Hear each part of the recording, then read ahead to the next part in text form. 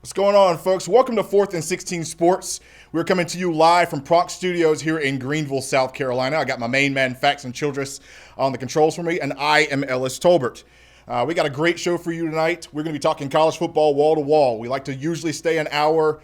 Sometimes it goes a little over, but we'll try to keep it short and sweet for you guys. Of course, we are simulcasting tonight to various places, so if you see us and you haven't seen us before, I'll give you a little bit of info on us.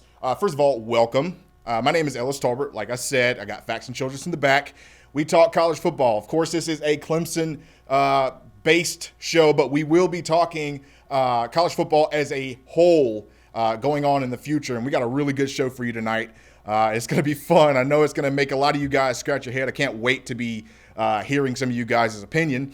Again, we're going to be coming to you from the 4th and 16 page. We're going to be coming to you from WCCP, the Roars page. We're also going to be coming to you from Seldom Used Reserve, an excellent page. They come out with all these cool videos and little clips of Clemson plays from all the way back to current plays now. So really excited about being there, and thanks, big shout out to those guys too. We're also going live over on Twitter and Periscope. One thing to note, if you're watching on Twitter and Periscope, I cannot follow the comments. So if you want to be a part of the conversation, come over and join us over on the Facebook page, 4th and 16, if you can. Of course, again, I want to get you guys' opinion because this show is going to be a little bit of, on some ends, it's going to be really like status quo, but some things are going to shake it up. And we're going to be talking about the ACC predictions. Now, I've done my best to stay away from reading anybody's prediction from the ACC projections. I don't want to watch anybody. Of course, there's some excellent guys out there doing that. Morgan Thomas and Alan Adams from the Morgan Thomas Show, those guys have gotten theirs. Of course, if you listen to WCCP The Roar, you probably heard all those guys' opinions. Even Faxon, I haven't even really looked at Faxon's before because I want to see how close we get. Now, of course, there's going to be some, like I said, status quo, but I've got some interesting picks, and we're going to talk about that soon. Folks, if you're watching, please do me a favor. Not only do I need you to join the conversation, put your opinions down in the comment section. We want to have you guys included on this. It's not just me up here talking. We also want you guys to like the page, 4th and 16 Sports, if you can. I know, again, some of you guys are watching somewhere else. Let us know where you're watching from. If you're watching from Seldom Used Reserve, make sure to say that. Say, I'm over here from Seldom Used Reserve. Let us know where you're listening from, who you are, and all that good stuff. We want to get you guys going with that. And without further ado, we're going to go into the picks. Now, this is where it's going to be pretty easy. We're going to talk about the ACC Atlantic. I'm going to start with that.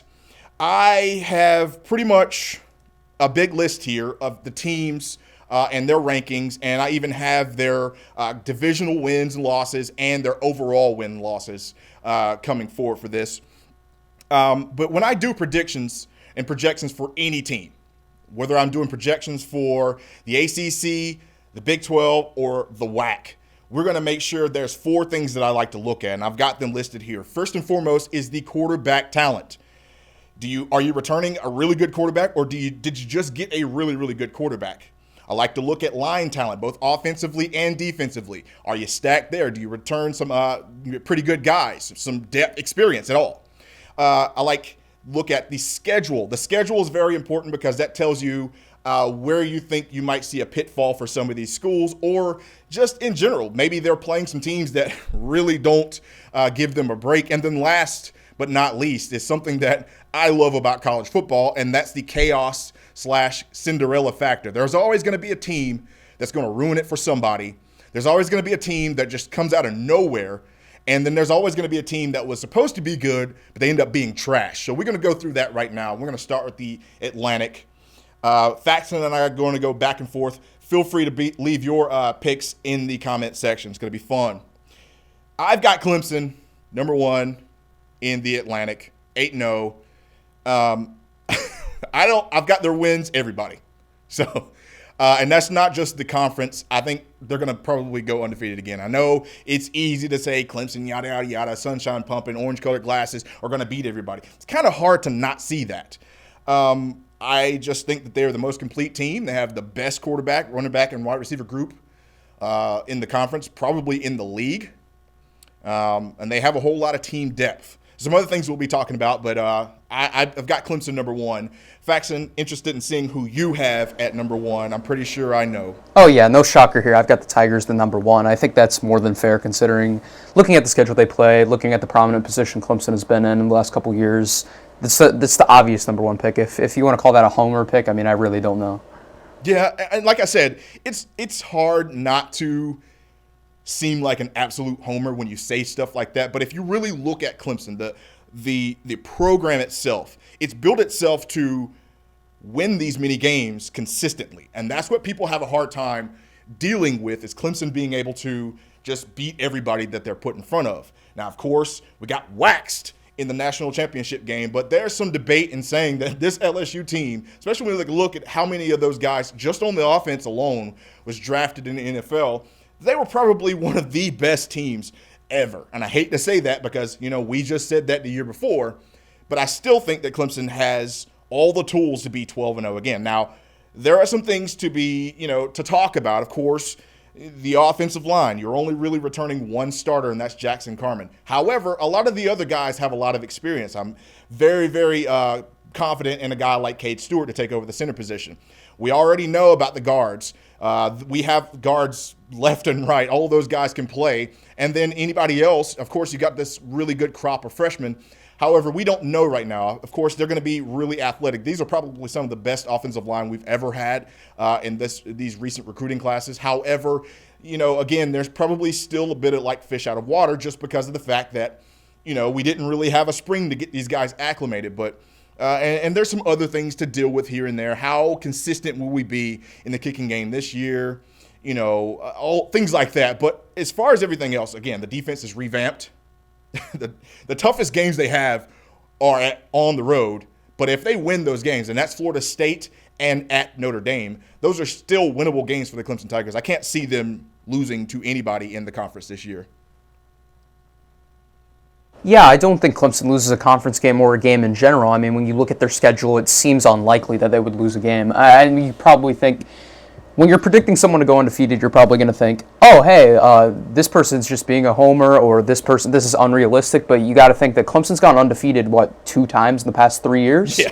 So it's really not that outlandish at all for Clemson to go undefeated in the regular season. And Tigers have 1 regular season loss over the past 3 seasons of football, and that is to Syracuse when Kelly Bryant got injured.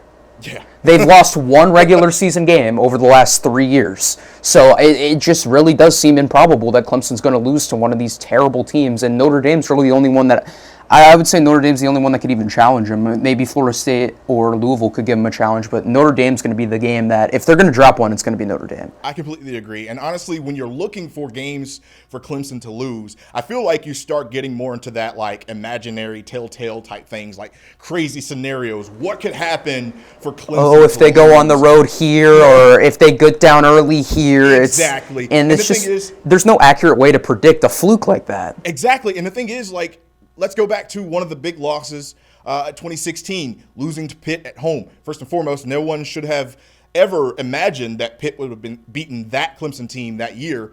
But imagine going back and forth and Deshaun Watson having the most passing yards in a game. In fact, I believe that might be the most passing yards in a game for any Clemson quarterback, if I'm not mistaken. I don't know. Somebody call Tim Bray. But it's one of those things where that happens, but they beat you on a field goal by a kicker with the last name Blewett. So I'm just going to completely pass it. Again, it's easy to talk about Clemson. I just want to pass it over. Again, I'm not saying that Clemson can't be beaten. Any team can be beaten. But the likelihood of it is really either going to come down to either Florida State and Notre Dame. And I think both of those games are pretty well winnable for the Tigers. Moving on to the second team in the conference in the Atlantic. Second, I've got Florida State. Now, I know a lot of people are going to go, Florida State. I've got Florida State going 6-2 in the conference. I know that might be crazy, but listen to me, folks. And 9-3 overall. I feel like this team is a borderline 10-2 team. They've got everything. Think about this. They've always had the talent. It's always been coaching, right? Even when Jimbo Fisher was there, it was coaching. But they've got a new coach. They've got a new mindset. Who dis? They still have that really talented roster. And they do have a pretty favorable schedule. I mean, you're talking about some of their tougher games are away. are home. So, it's one of those deals. Now, you don't really draw a good pit deal because you're playing Florida schools. You're going to be playing Miami at Miami. You've got Florida and Clemson at home. But it's just, you're playing three pretty dang good teams. But everybody else, I can see them, really doing it.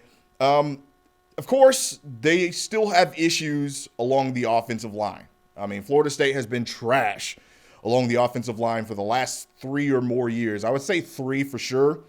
It's still a question, but you would assume that they were getting better by now. But they do have a 3-year starter at quarterback in James Blackman. Faxon, I'm going to guess you had Florida State at 2? I have Florida State as 2, going 8-4 overall, 6-2 in the conference. Their 2 losses in the conference were to Clemson, and believe it or not, I think that Miami probably gets them down in Miami. So their other 2 losses that I had were to Boise State and Florida. Boise State, they've got an early matchup against them. They're always tough to play against. So I think that Boise State could maybe surprise them. And then I think that Florida is one of the best teams in the country, so Florida gets them.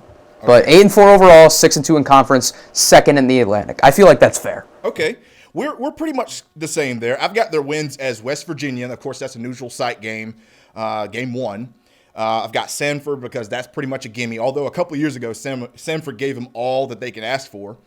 I've got wins at NC State, Wake Forest, Pitt, Boston College, Syracuse, Louisville, and at Boise State. Now, I hear what you say about Boise State catching up to them, catching them off guard. But after this past season and what happened, if you remember, folks, they were up on Boise State pretty good. It looked like it was going to be a blowout at one point. But what ended up happening is you have those guys, Willie Taggart coming up with excuses, talking about guys weren't prepared, they were dehydrated, cramping up. You play in Florida. This was at home. You should have been prepared for that. Boise State was. They play in Idaho, okay? So they should be the ones that were cramping up, but they weren't, and they put a beating on them. We'll see what happens with Boise State. Of course, now they have a quarterback controversy. Hank Bachmeier was injured a couple games after that, and then they had a backup come in, but now he's going to be presumed a starter. He was a true freshman. Brian Harson's a really good head coach, but I don't know. I think Mike Norvell might have something for him this year. I do have their losses with Clemson, Florida, and at Miami. I think at Miami could be a little tricky. I do agree with you. I think Florida is going to be a surprising team in college football this year. They could even, maybe have a chance for some playoff aspirations. So I think that they're going to draw bad luck. But 3 losses, in my opinion, 9-3. I think you had 8-4. That's a drastically better season than they've had the past few years. Yeah, we predicted the exact same thing, except you think that they get Boise State, and I think Boise State gets them. So we're pretty much on the same page. And if we're being real, that game's probably a coin toss anyways. That's right. If they're going out to Idaho, it's one of those things that could go either way. It really could, and there's no way to predict who's going to win that game. And I think Boise State gets them. You don't think they do. It's really not that big of a deal. I hear you. I could see that too. And I did have Miami getting them at Miami. So I do think that one's a pretty big one.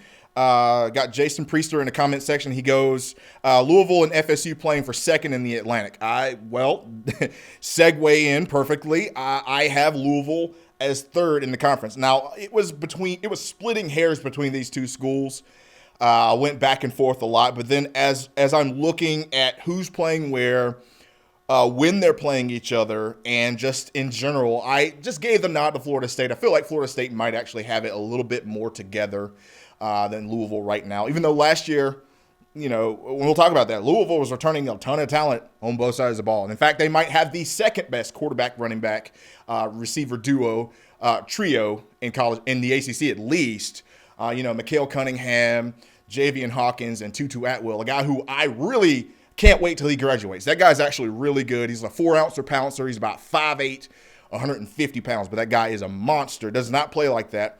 Of course, they have the reigning ACC Coach of the Year in Scott Satterfield, a guy who I have a whole lot of respect for. He's been pretty successful at every place he's been. Of course, he started as a quarterback coach at App State and then ended up being the head coach and then parlaying that into a job with the Louisville Cardinal.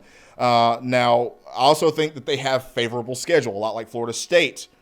But their tough games are away.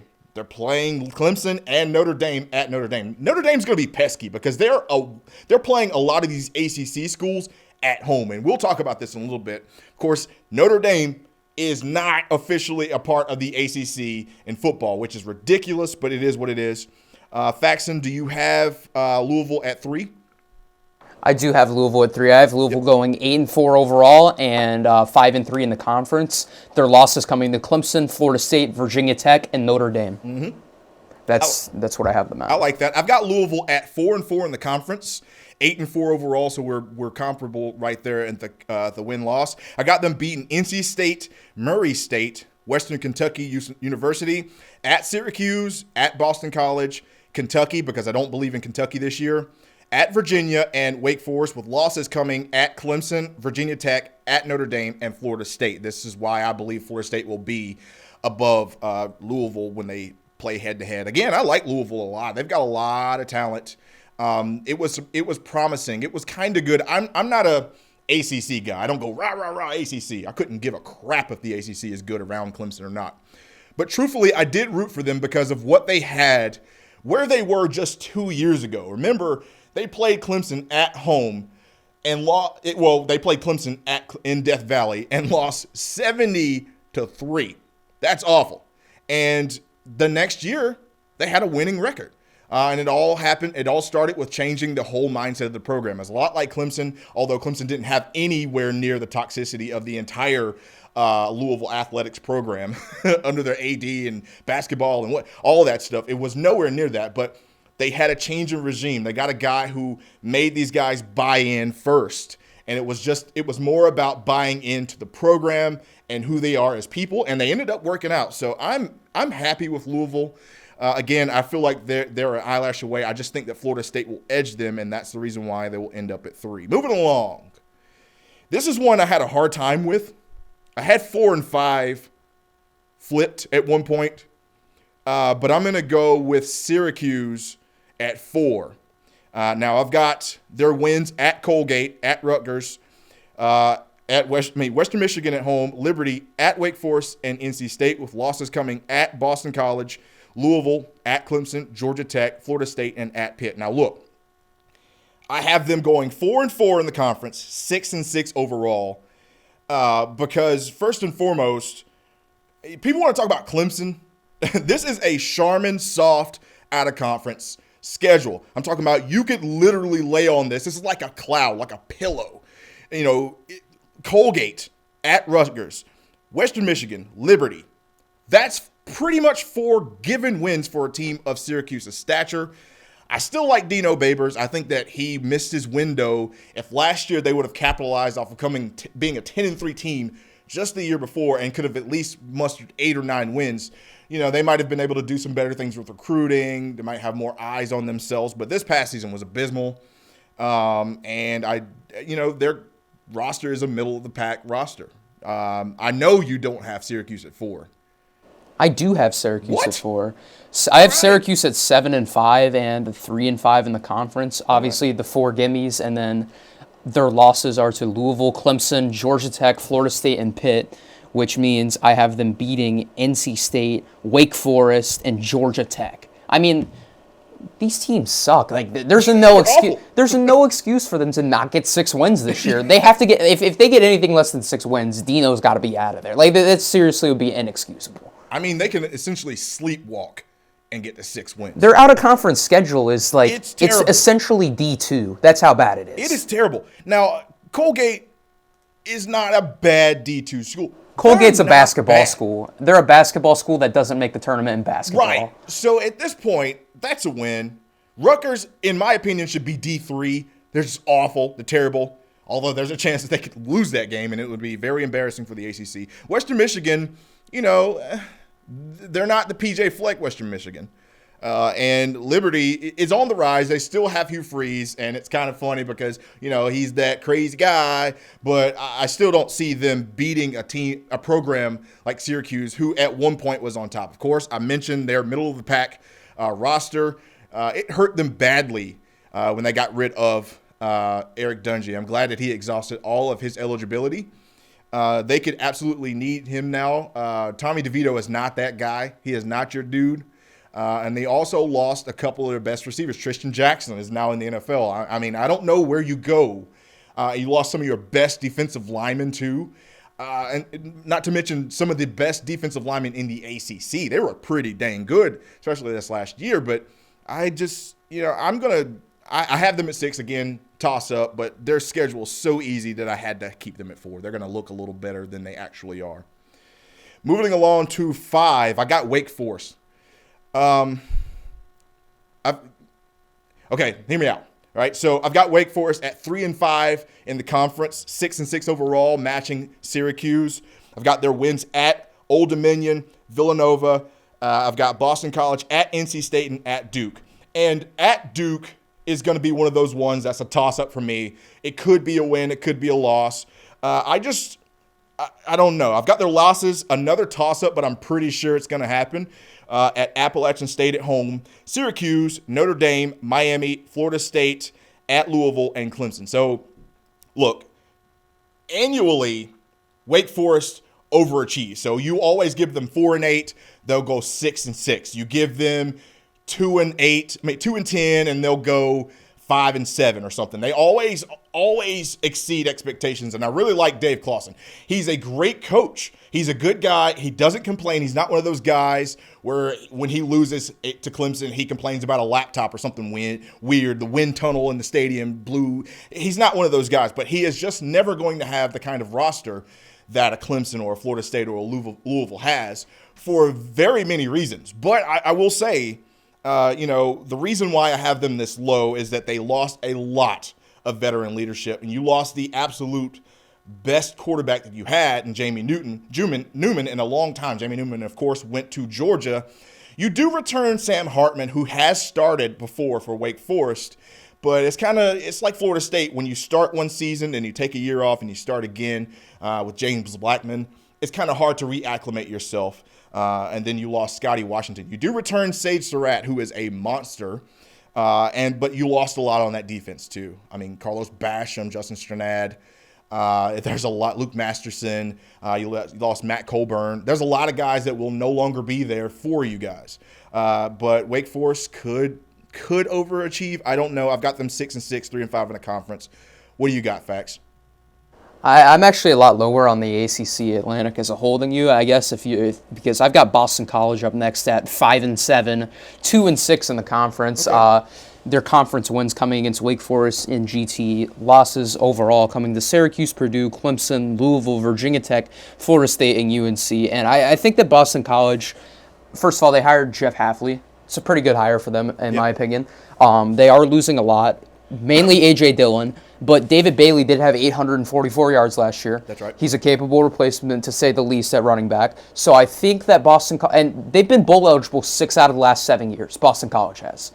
So I'm not going to give them that bowl eligibility, but I do think they win 5 games, because when you look at their out-of-conference schedule, it's a bunch of cupcakes. It's Ohio.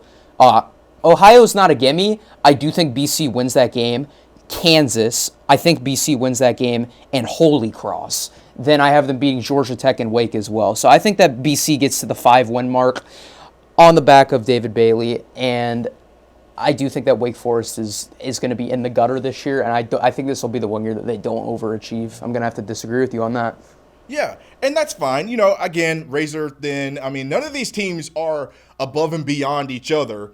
In a sense that I would have one definitely over the other. This is pretty much like if we're going to the NBA, we're pretty much comparing like the 12 to the 15 seed right now. This is the bottom feeders, and there's not that big of a disparity between all of them. That's right. But it's just making predictions. Jason Priester in the comment section says, these teams sucks, just sums it up. Yeah, you're right. They're not good, but they're not bad. I think they're going to be better than people expect. I think the ACC as a whole will be better than people expect, but still not quite good enough. But we'll talk about that. I'm glad we disagreed, because I had Boston College next. I have them 6th in the ACC Atlantic. Wins over Purdue, Ohio, Kansas, Holy Cross, and NC State. Now, look, I'm hesitant to say Kansas or Purdue. Because Purdue... I would say Purdue more than... Because they've got Rondale Moore. That's really all they need. Rondale Moore. You still have Jack Plummer, and your head coach is really good. Let's not forget, folks, that he was one of those guys that was on the hot list for every school that was looking for a head coach. So that's a little difficult. But even Kansas, remember, Kansas blew out Boston College last year in embarrassing fashion. I don't know for sure, and they're playing them at home this time. They got blown out at Kansas, so maybe they'll return the favor. I don't know. But here's some things about Boston College that I do like. I like the fact that they have Jeff Hafley. He mentioned this already. Fax mentioned this, folks. Jeff Hafley was the co-defensive coordinator, at Ohio State. He came over in 2019, the end of 2018. 2018 for Ohio State was dismal. They were terrible. They had one of the worst defenses they've ever had there. But then you turn around in 2019, they had absolutely one of the best defenses in the nation, and he was pretty much the architect of that. Now, he's going to go into a Boston College team that was pretty poor defensively last year, and offensively they weren't much better. But he's going to be inheriting some players that really want to play and buy in. Now, also the situation with quarterback, you did have Anthony. He transferred to Oregon where he's not going to start. So you're left with a couple of guys. I think it's going to be Phil Jurkovich, the quarterback transfer from Michigan. I think he'll be probably starting. You mentioned David Bailey. They still have 18,000 tight ends that can catch a pass and are really good. Great offensive line. Offensive line is still one of the best offensive lines. They returned 4 starters, I think, from that O-line last year. The problem with Boston College is you're starting a new transition to a new regime during coronavirus. So COVID-19 wiped off any chances of you guys figuring out how to get your offense going, how to, really get the playbook down, the scheme, this and that. And by the way, they're changing the scheme offensively and defensively. So Boston College won't look anything like they did before. I'm not saying they're going to come out and be this air raid team, but they're definitely not going to be hand the ball off to A.J. Dillon 60 times a game. They're going to change, but it's going to be interesting seeing how they can get through that rebuild and that transition during all this stuff. Of course, the recruiting up there in Chestnut Hill is not going to be the best. I think the expectations for Boston College are low. I've got their losses: Clemson, Louisville, Virginia Tech, Florida State, UNC, Wake Forest, and Syracuse, and that brings them to 1-7 in the conference and 5-7 overall. So I think we were comparable right there with the we were pretty close. We were win-loss total. Moving on to the bottom of the ACC Atlantic, and this one makes me happy. I feel like we both got the same team here. NC State. I'm pretty sure we have the same team. It's NC State, and I couldn't be more happy. Look, there's one coach out there that gets on my nerves a lot. There's a lot of coaches that I don't like, but I respect. Nick Saban, some of those other guys like that. But this guy gets on my nerves. I don't respect him, and I don't like him. It's Dave Doeren. And it's because Dave Doeren there's always something with Dave Doeren every single season. Last season they went 1-7 in the conference. I don't have much confidence in them. They didn't do very good in recruiting the last few years, which is showing up in their depth, which is why by the time they played Clemson last year, they were playing the 3rd and 4th strings pretty regularly, and that's comparable to the South Carolina Gamecocks. But they just have a lot of youth, a lot of inexperience. They're going to be starting a true sophomore in Devin Leary. Of course, now he was a 4-star, borderline 5-star quarterback, but he just hasn't had time. They've played quarterback carousel there. They haven't had time to figure out what they want to do. And like I said, they just don't have a lot of depth. So I've got them going 0-8 in the conference.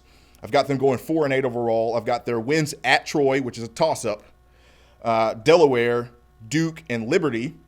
Another Charmin soft out of conference. I've got their losses: Mississippi State, Louisville, Florida State, at Clemson, at North Carolina, Wake Forest, Boston College, and at Syracuse. That pretty much runs the gamut for me. How do you guys feel about that? I mean, I have them at 3-9 overall and getting skunked in the conference. Absolutely getting skunked. There's just I don't see a scenario where they win a conference game. I really don't. I think Mississippi State beats them pretty handily behind Michael Leach, and I don't think they win a conference game. They suck. Well, here's the problem. Let's look at that game specifically. Now, they lost some of their best players to graduation, to the NFL in previous years.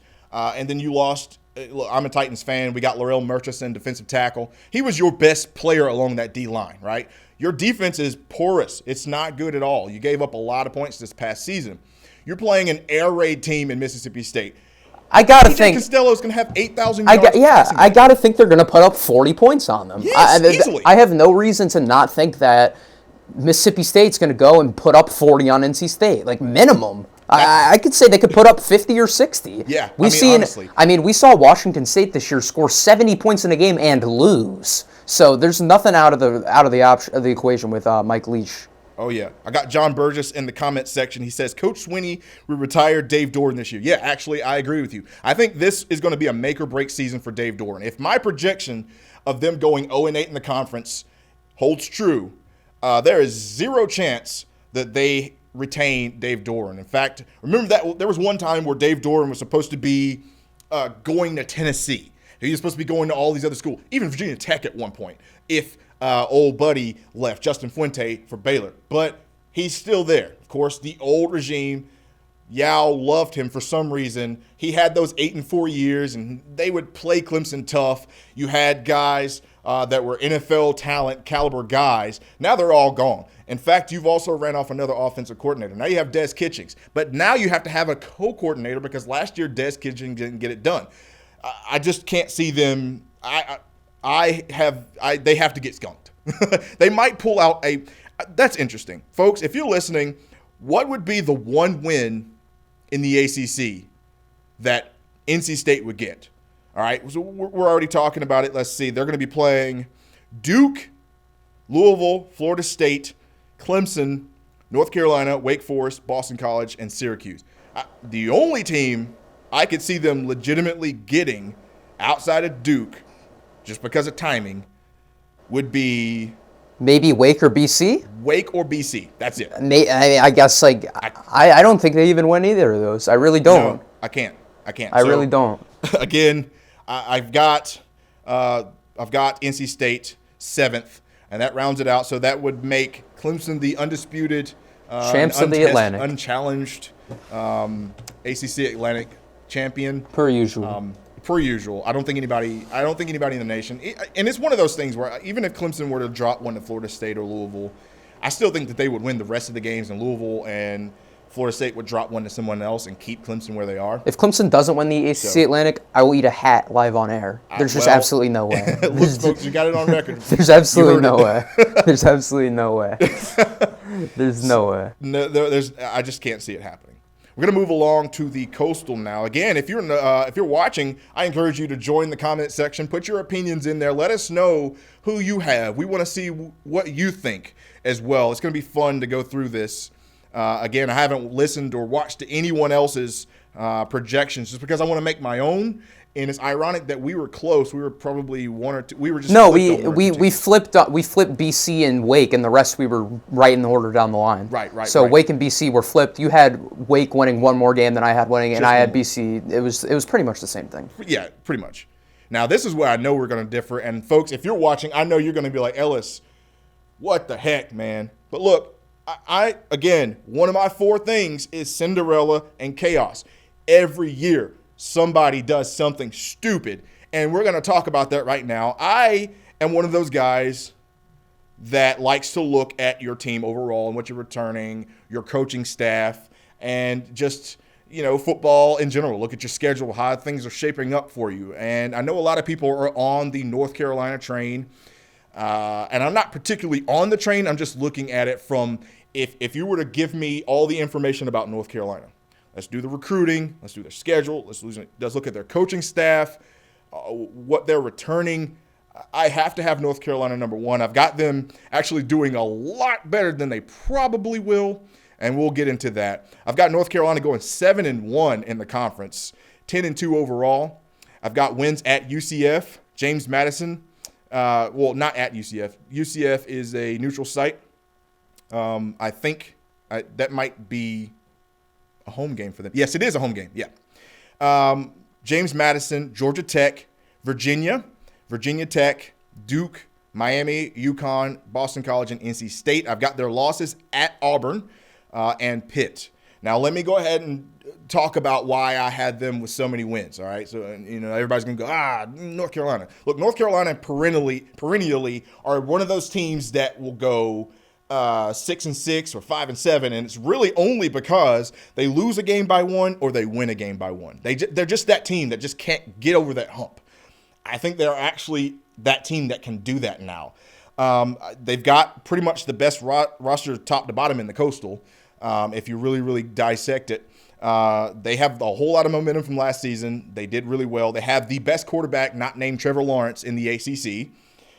Defense replaces a lot of guys on that D line, but the rest of the team is actually extremely solid. They're going to return a lot of talent in the secondary and the linebacking position. Most notably, Chad Surratt. That guy is really crazy. Of course, he was a quarterback 2 years ago, and now he is a middle linebacker.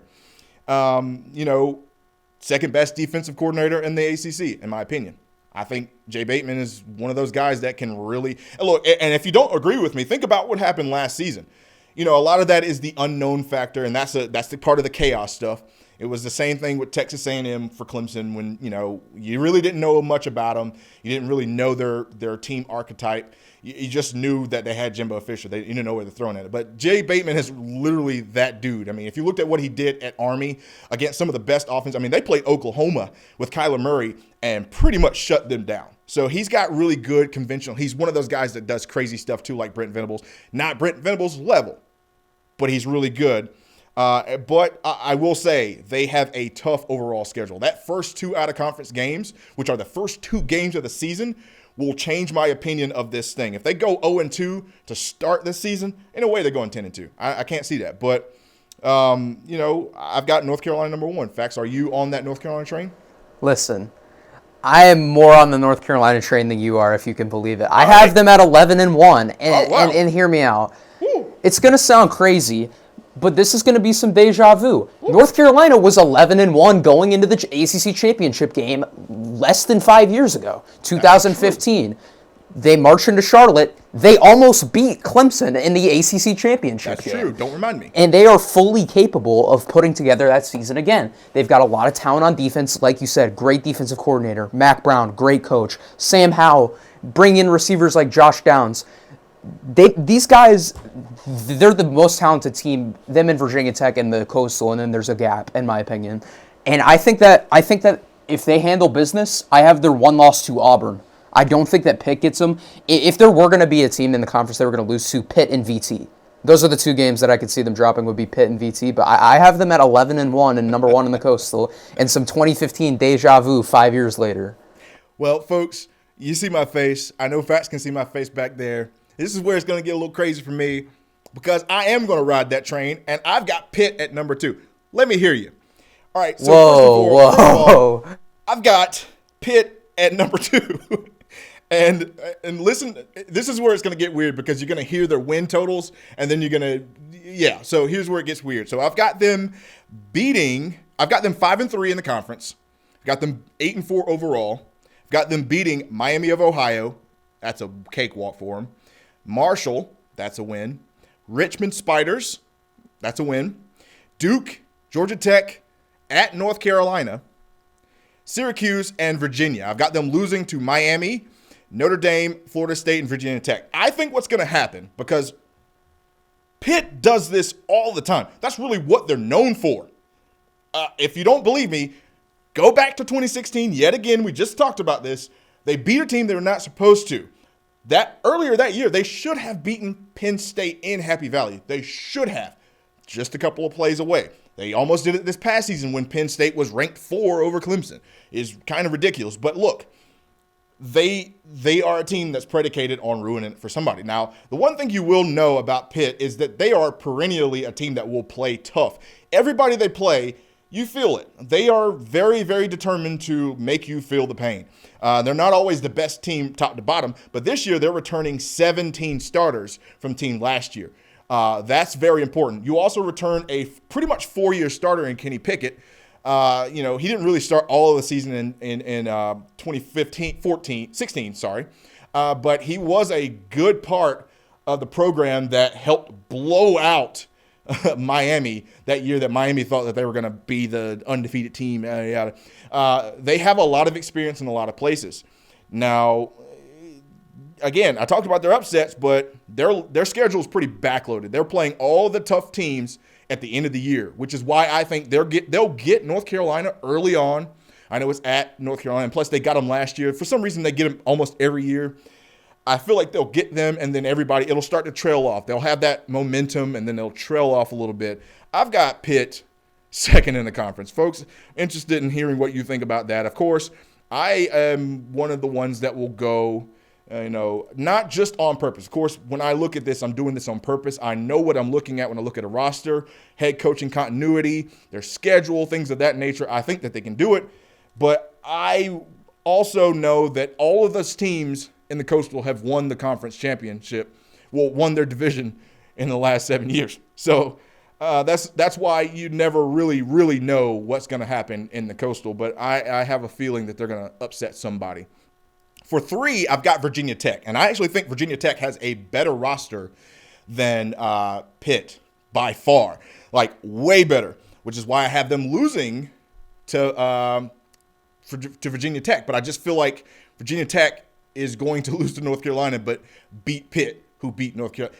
Crazy stuff. But I've got wins for Virginia Tech, 5-3 in the conference, 10-2 overall. I've got their wins: Liberty at Middle Tennessee, North Alabama, who should not even be in there. That's a terrible game. But you got to, shout out to the HBCUs out there. Georgia Tech, Boston College, Louisville, Pitt, Miami, Duke, and Virginia, with their losses coming to Penn State and at North Carolina. Now, third best quarterback in the ACC, Hendon Hooker. I think Hendon Hooker came on late last year, resurged that whole team, that whole program. It was beautiful. Everybody loved them. They're returning 18 starters. I talk about Pitt returning 17. 18 starters for Virginia Tech with a lot of depth, too. Their defense is going to be tough, as it always is, but I'm interested in seeing what happens post-Bud Foster. They've had a lot of transfers at key positions, though. Running back's an issue. Of course, quarterback has been an issue. What happens behind Hendon Hooker?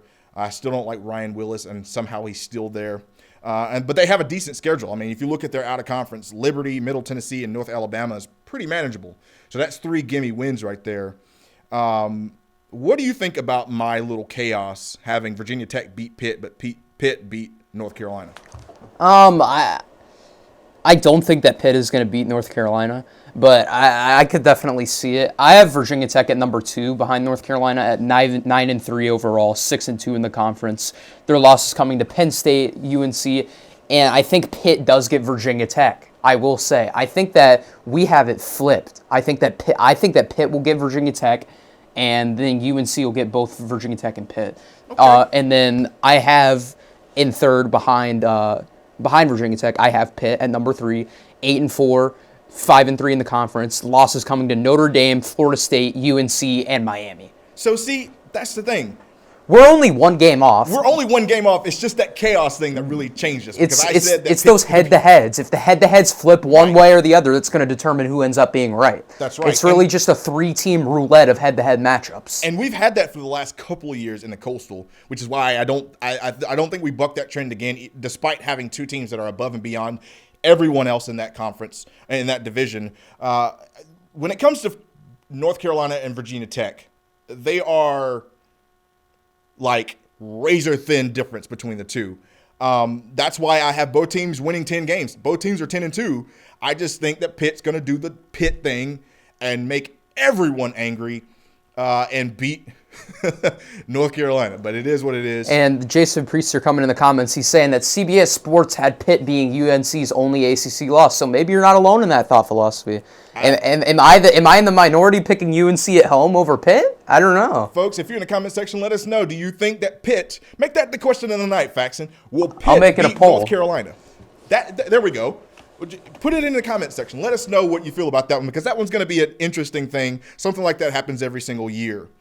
Let's move along to the number 4 spot, which is, in my picks, I've got Miami.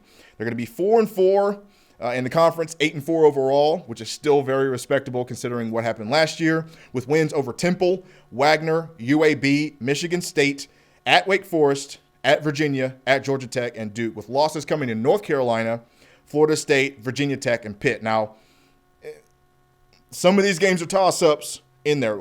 Obvious wins are Wagner, and that's it, really. Wagner's an obvious win. I think Michigan State's going to be a toss-up. Depends on what happens there. They're going through a coaching change. They have a new quarterback. They have a new running back, a whole new defense. But they're still pretty dang good when it comes to comparable teams. They're not good like nationally relevant, but they're good. Temple's always going to be questionable, especially because Rod Carey is the head coach there and Manny Diaz is not. Folks, if you remember, Manny Diaz was supposed to be the coach at Temple.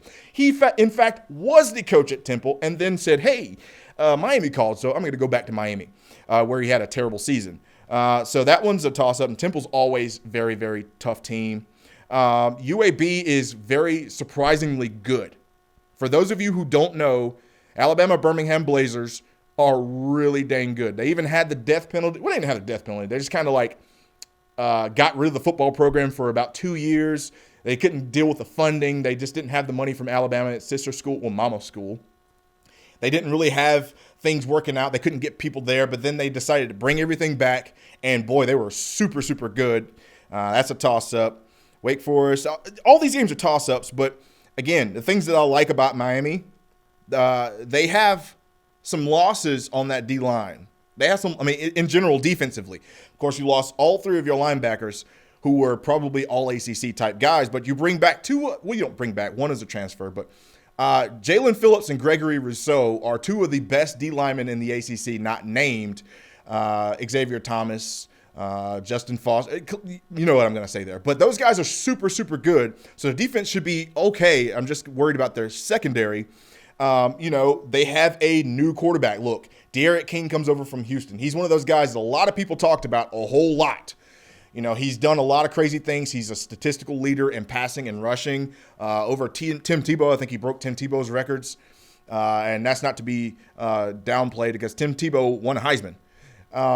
It's one of those deals where they're good. Now, the difference is Manny Diaz, can he prove his coaching ability? And their schedule is kind of interestingly tough. They got some names in there that you wouldn't normally look at. Where do you got Miami, Faxon? 8-4 and sitting at fourth. So but I do want to say I have them losing to Michigan State, UNCVT, and this is the game. I think Duke gets them. I really think that Duke gets Miami. I don't know why. There's no thought philosophy behind it, but Miami's going to. We know that with that coaching staff, they're going to lose one game that they shouldn't lose. Right. One of these things that we're looking on the schedule, we're like, oh yeah, Miami's going to win that game, and I think Chase Bryce does it. I think that Duke gets them.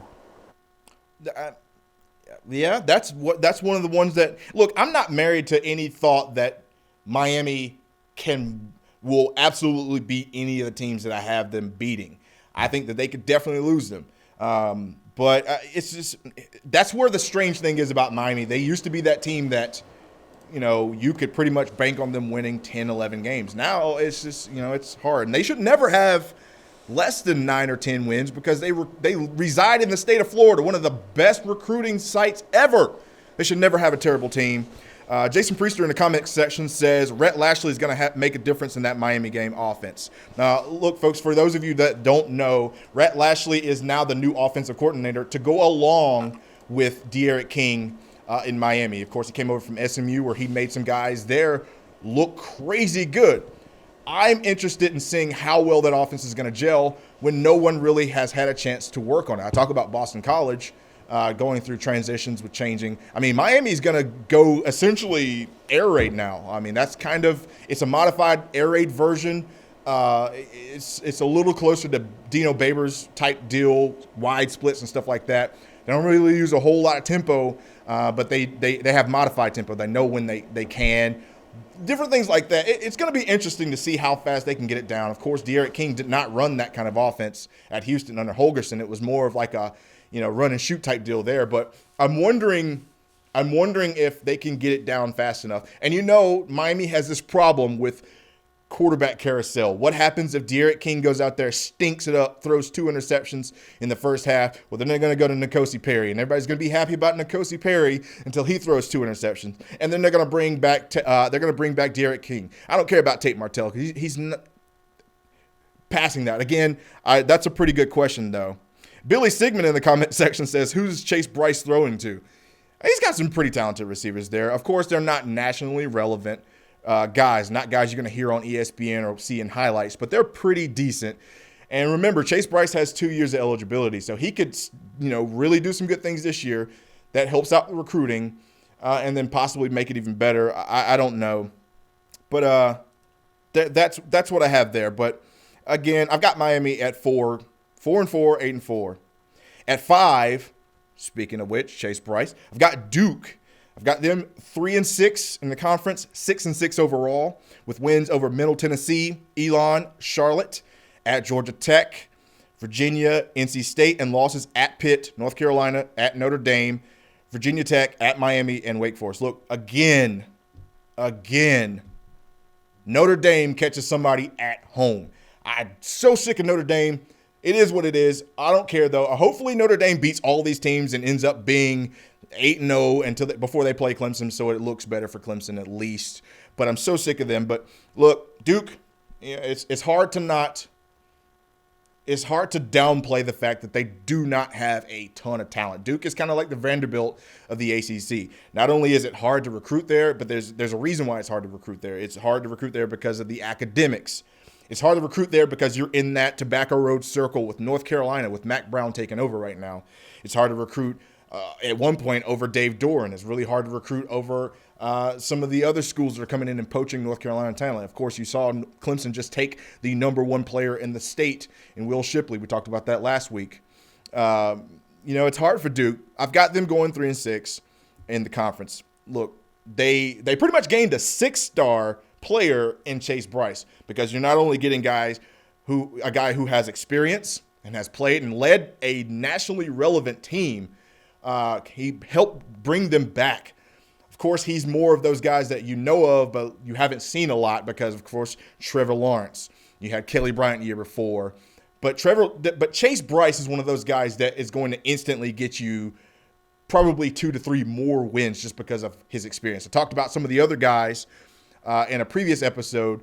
None of the other guys at Duke right now on roster have any experience.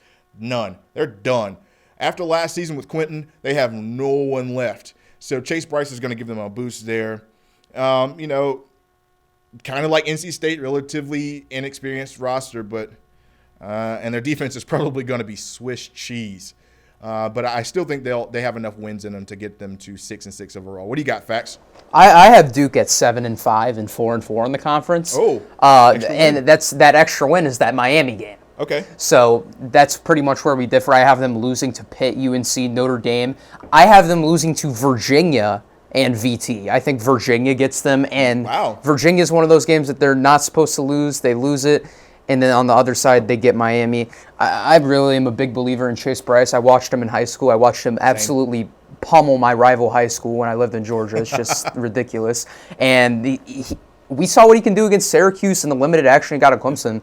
The guy is just a smart QB that uses his head, and he's got the arm talent to make all the throws. He's a great fit, and I think he's going to make some of those receivers like John Calhoun, who haven't really gotten a ton of opportunities, they're going to get – I could see Calhoun hitting 1K yards this year with Chase Bryce. Possibility. 800, 900, 1K. It's not outlandish at all. Well, yeah, considering he's probably the best receiver, the best target for him. And look, I completely agree. I followed Chase Bryce for a very long time. One of my favorite quarterbacks. I know that a lot of people like to go to the Taj boys, the Trevor Lawrences, Deshaun Watsons. But I really like Chase just because of his ultimate team attitude. The guy stuck it out. Of course, he wanted to leave because, hey, man, it's a business. At some point, you want to give yourself a shot at the NFL. Now, he's going to come in, and, he's one of those guys at Clemson where I trusted – I had a lot of people ask me this, especially in the 2017 season. They were like, hey, if Kelly Bryant goes down, would you trust Chase Bryce? In 2018, I had people come up and say, as soon as, Trevor Lawrence went down, I had some people ask me, what happens, if, now that Kelly's gone, what happens if Trevor goes? And Trevor ends up getting hurt, and then Chase Bryce goes out and does his thing. And, of course, it wasn't perfect. And I'm not saying that when he goes to Duke, he's going to have these crazy astronomical numbers. I think we need to lower the expectation a little bit there. But I think he is a good, heady quarterback who is very competitive. You talk about him playing at Grayson. Powerhouse. We know that everything that comes out of Grayson is going to be a really good player. And just a good dude. So I think Duke will be fine. I do have them winning one less game overall than you had. I had them at 6-6. But 3-5 in the conference when I'm sure somebody probably picked them to be at the bottom. It's a pretty good deal. I mean, it is what it is, especially for an inexperienced roster. Going forward, they should be much better. Ellis, I've got some poll results from earlier. Uh-oh, what we got? UNC versus Pitt. I put out the poll. Who wins Pitt at UNC? We got 17 votes. All 17 for UNC. Every single vote. Okay, so that's cool, but you guys are wrong, though. You're wrong. We're gonna see. Look, somebody screen cap this now. Okay, when they play each other, I want you guys to screen cap it. If I'm right, it is what it is. I'm not going to come after you. If I'm wrong, feel free to come after me. That's fine. You come after me on Twitter. My Twitter handle is @eTolbertSpeaks. Feel free to come over there and just, let me have it. But 17? All 17 people think the North Carolina? All 17 people. That's it was crazy. A clean sweep. Like, they just kept coming in, and I just kept laughing to myself silently. That is crazy, man. You guys are crazy, man. I'm just kidding, though. Again, I'm a big proponent of the ACC chaos. I know that a lot of crazy things happen, so it is what it is, man. But I'm going to move along now.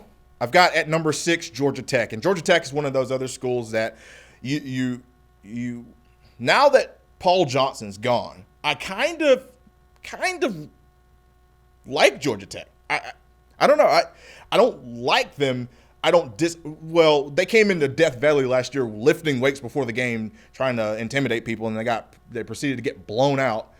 But I think if Jeff Collins can, steady the ship, get things going, he's trying to really nail down that 404 home thing, Waffle House. We'll see what happens, but I've got Georgia Tech at 6 in the conference. In the division, I've got them going 2-6 overall in the conference, 3-9 overall, with wins over Gardner-Webb, Virginia, and Syracuse. I've got their losses: Clemson, UCF, at North Carolina, at Virginia Tech, at Pitt, Notre Dame, Miami, and at Georgia and Duke. I think the one thing is to say, first and foremost, that schedule is awful. I mean, they got a really bad draw in year 2 of a rebuild. I mean, you're playing Clemson, who's going to be the 1 or 2 team in the country. You're playing Georgia, who's going to be probably 4 or 5. You know how they love them. You're playing North Carolina, who we're already talking about is going to be the greatest team in the division. They're going to play Virginia Tech at Virginia Tech. You're playing North Carolina and Virginia Tech at their houses.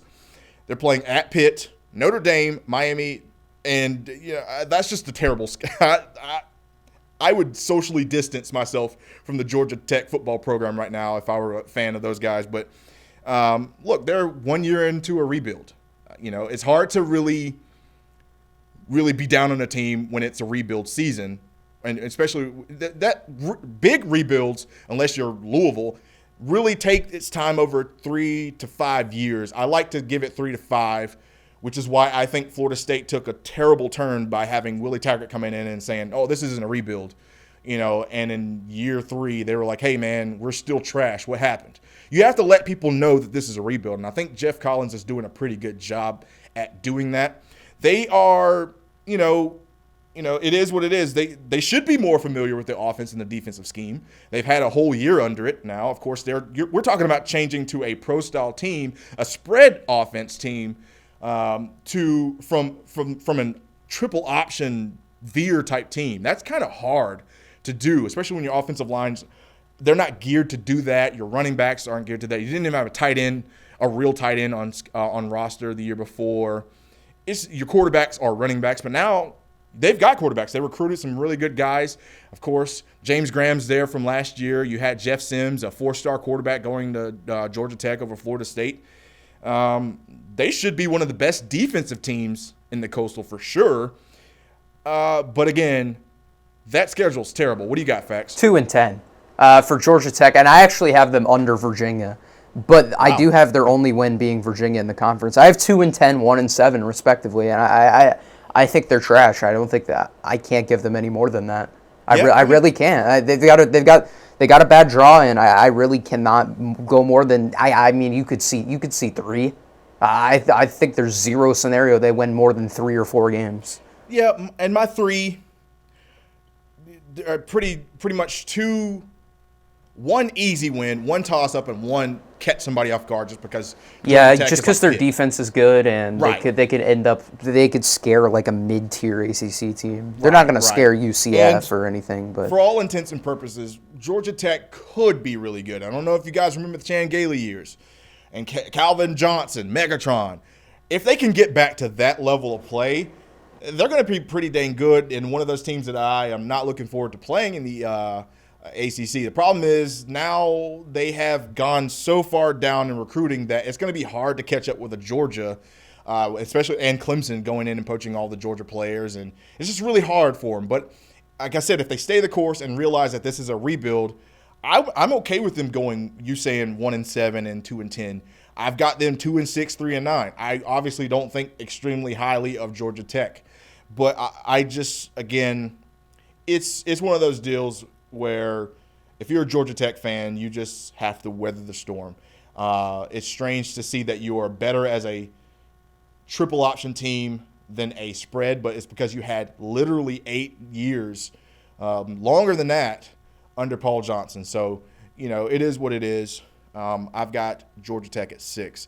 At 7, this is where we differ, and we already talked about that. I've got Virginia. I've got them going winless, getting skunked in the ACC, but going 3-9 overall with wins over VMI. It's a respectable team, but not good enough. UConn, who is trash, and Old Dominion, who actually gave Virginia Tech a big run for their money a couple of years ago. Maybe it was last year. Yeah, but with their losses coming, Georgia, game 1, I think that's going to be a blowout. At Clemson, which is another terrible draw.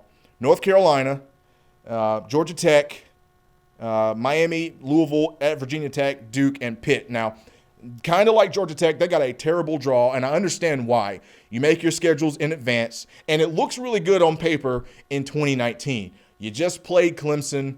Of course, you got blown out in that game, but you had the best season that you've had in a long time, especially in the Bronco Mendenhall era. We know that, they've had Mike London, and it was one of the worst. Virginia was awful. In fact, the last time Clemson played them, they put up 50, and then played them again, and then put up 60. So it's one of those deals where Virginia is just But then you go into the bowl game, and at one point, it looks like you have hope against Florida, and you ended up dropping it. So a lot of people were like, hey, they played admirably. Let's go ahead and give them some boost. This game against Georgia next year is going to be interesting. It's going to be a blowout. I'm going to go ahead and say it now. It's going to be an absolute blowout. They lost the most important pieces of their offense and defense and all of their leadership pretty much. And, in fact, I'm going to give you the details. 78% of the offense production was lost with Bryce Perkins leaving. So they don't have anybody. They also lost Joe Reed. They lost Hassan. They lost their tight end. You still have Wayne Talapapa at running back. You're going to be bringing in Brennan Armstrong, a guy who barely played at all for Virginia at quarterback. You lost some key players defensively. Difficult schedule. I already mentioned that. Overall, bad roster. But I do believe in Bronco Mendenhall. He's a good guy. But I just don't see them having more than 3 wins. Fax, what do you got?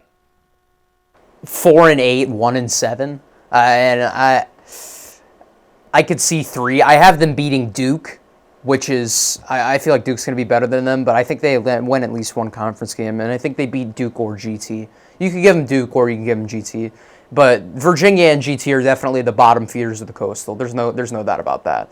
They're going to have 0 offense at all. And that's what I'm saying. I know a lot of people had a whole lot of hype on Virginia. Like I said, it's because of what you saw recently. And like I said, if you really put it all together, this was a magical season for Virginia. They had some of the best offensive production they've ever had, even though it came from one guy. You had some really talented players.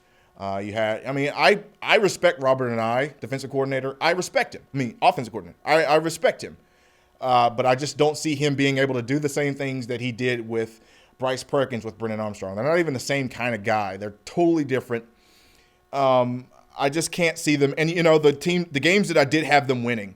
So VMI, UConn, and ODU. So UConn is perennially trash. They're another one of those schools that should probably be D2, D3. In fact, they even, Clemson has some issues with UConn and scheduling because we were like, I really don't want to play UConn.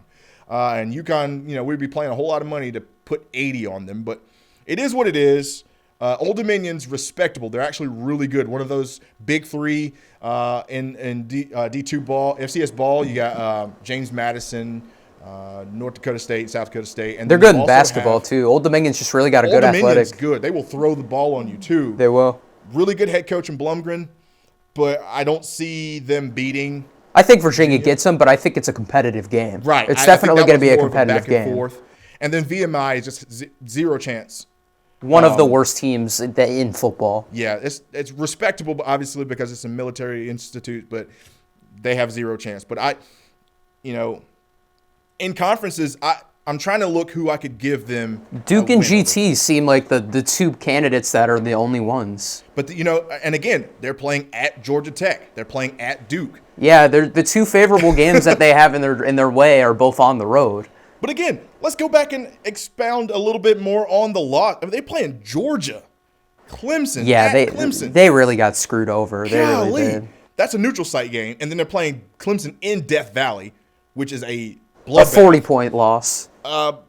Miami at home, Louisville at home, Virginia Tech, but they're not competitive. Their roster is not good enough to really compete with those programs yet as of right now. Maybe last year this is a totally different thing. Obviously, we saw what happened with them being 10-3. But they won't go winless, but I think their absolute ceiling is 5 wins, and that's being generous. That's 5 wins is generous. That's their ceiling. We talked about coming up with crazy scenarios and imaginary stuff to think about Clemson losing. I'm doing the same thing to think about Virginia Tech, who they're beating in the conference in general. So yeah, I don't know. So that rounds it out, folks. I've got, and if that happens the way it is, I have Clemson playing North Carolina in Charlotte for the ACC championship game. And look, try not to let the bias aside. I think Clemson gets them by a score or two. You know what? I'm gonna go on a limb and say that when Clemson gets into that level, when that Clemson gets to that ACC, phase 3, ready to go into the playoffs thing, they're a team that you don't want to see. And I think that mixed in with what happened last season and all the stuff that Clemson heard about, you almost lost to North Carolina. I think Clemson's going to try and absolutely hammer North Carolina, especially when it comes to jockeying for that spot. I know a lot of people think, it don't matter. We'll put us anywhere. We'll play. It kind of does matter, because if Clemson played LSU game 1 of the playoffs this year, either they wouldn't have been there or they would have beaten them and gone on and beaten Ohio State. So it kind of matters. I think Clemson is going to absolutely destroy North Carolina this year. One last parting note, though. I want to ask you guys this question. In fact, I'll ask you too. If Clemson is going to have another one of those games where it's like, man, what is happening? How is this even happening? Who is it? Well, I'm gonna say Louisville. If we're just going trap game, the game that on their schedule that they could obviously lose is Notre Dame. Right. Notre Dame's going to be a good team. I think they probably get 8+ wins this year. But if we're just saying trap game, I mean, you probably think in Death Valley against Louisville is going to be a win, but they've got a really talented team, and also playing Florida State's never easy either. FSU and Louisville are the 2 games other than Notre Dame on the schedule that Clemson could lose, and I feel like a lot would have to go wrong for them to lose either of those games, but those teams have the talent and the coaching to put it all together for a good game plan to beat the Tigers. Yeah, and I honestly think that it might be Florida State a little more than Louisville, just because Florida State is going to do what other and correct me if I'm wrong, Clemson plays at Florida State. They play in Tallahassee this year, correct? Yes. Yeah. All right. So here's another thing, too. What week is that game? I think that's like week 5. Something around there, yeah. It's a midweek. It's like a mid game. All right. So how many games before that game? So Florida State could potentially be 4-0 before getting Clemson game 5, right? That always helps any team. If you're 4-0, you're going to come in with momentum. I thought this past season. I thought if they could get back past Boise State and win all their games before they get to Clemson, that they could possibly be one of those teams that's going to really, put some, weirdness in Clemson. Although I did say it was going to be North Carolina, and I was right with that. I think that because it's Game 5, you're not going to have the full bevy of Florida State's identity yet. And that's going to be not a lot of tape under Norvell. You're going to be trying to go back and watch, Samford game, which you're not going to learn a whole lot because James Blackman's going to be on the bench probably. If he's not the starter, whoever's starting at quarterback is going to be on the bench by like quarter 3. West Virginia is going to be an interesting game, but I still don't think West Virginia is on Florida State's level now, which is weird to say. And Boise State will be interesting. It will. I think Boise State will be an interesting game. NC State's going to be a bloodbath for them. You're not going to learn anything. You're going to have to go back to Memphis to find out tendencies and things for Mike Norvell. You're going to even have to go back to Arizona State when he was there as an offensive coordinator, because don't make no mistake about it. He's going to be running a lot of that offense, even though they have an offensive coordinator. It's going to be interesting. So I think the Florida State, think about where we are right now. It's 2020. We talked about, it used to be Florida State was one of those games we were like, dang, man, Florida State. If you would have told me 10 years ago, or even in the Jameis era, that this would be where Florida State goes, I would have thrown a party on site. Right. That's what I'm saying. Imagine. I don't know how it all went downhill so quickly. I really don't. Imagine Florida State being a trap game in 2020 for Clemson. Folks, let that sink in. It's just weird to think about that it's not a marquee matchup anymore because, for 5 years there, that was the game. Yeah. It was you're going to play Florida State. It just blows my mind. But again, I think Clemson goes through pretty much unscathed. Then they go 13-0. I think North Carolina will get there. I think they will get beaten, and I think they'll end up 10-3. And I do think they'll have a chance to go on and win their bowl. Of course, they'll be playing in probably the Orange Bowl. Of course, the ACC's runner-up always gets that unless there's another team that qualifies.